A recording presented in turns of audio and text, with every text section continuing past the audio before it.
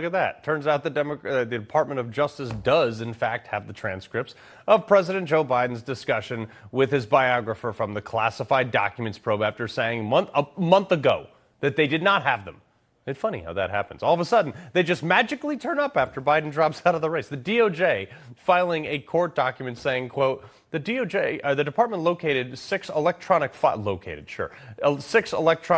consisting of a total of 117 pages that appeared to be a verbatim transcript of a small subset of the Biden-Zwanzer audio recordings created for the SCO by a court reporting service. I mean, how convenient, don't you think?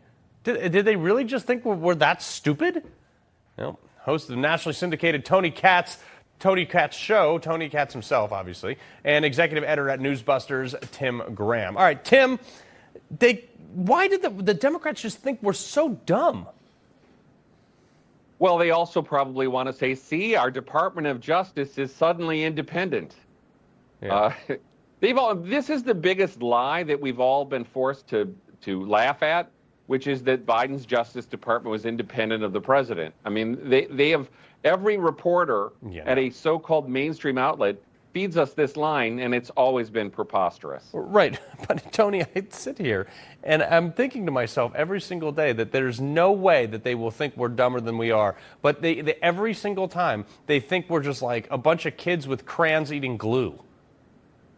Yeah, you think it's that they think we're dumb. I think we're underestimating the level of contempt they have for anybody who disagrees with them. That's what we're seeing here. You know, your whole opening about what's been happening with, you call it a coup. As a matter of fact, I don't know if there's actually a better word for it regarding taking Biden out and putting Kamala Harris in. Their assumption is it doesn't matter what we think. We're not acceptable enough to even make the decision. That's the real story here. It is the contempt and the disdain for Americans writ large as a whole that we're seeing constantly, consistently. And the only way to stop that is in November. And if we're going to be the people who actually want to drain a swamp, then President Trump actually has to be held his feet to the fire and actually drain it this time around. Yeah, exactly. I mean, the problem is the first time around, he had a bunch of inside party stalwarts that just basically told him to pound sand every time he tried to do something. But Tim, former President Trump, obviously, appealing the civil fraud ruling that demands that he's paying like over $450 million on the grounds that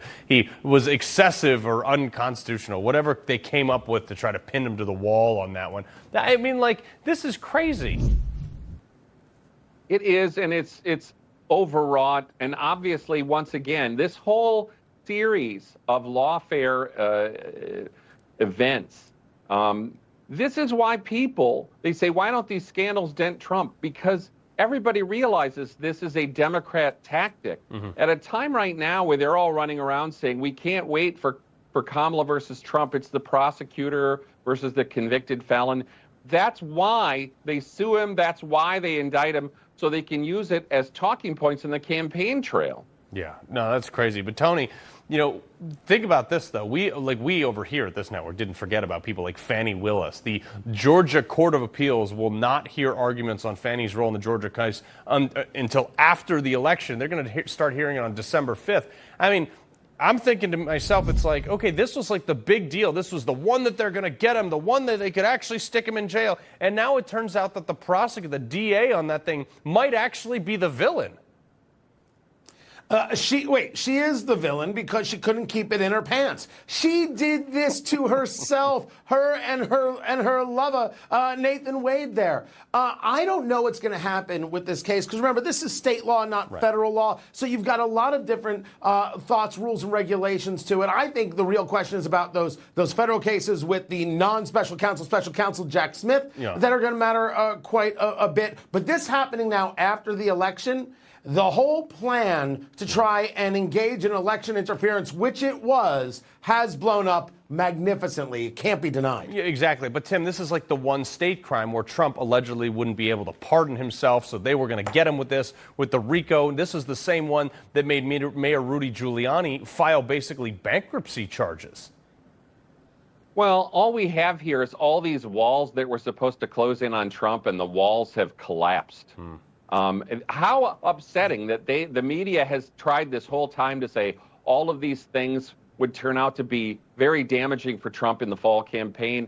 And all of them, almost all of them, have gone by the wayside, except this Alvin Bragg scandal in Manhattan, where once again an elected Democrat DA convinces a jury of Democrats in New York City to convict Trump. Yeah, shocker that they got a conviction there. Actually, not shocking at all. It's Manhattan. All right, Tony Katz, Tim Graham, appreciate you stopping by.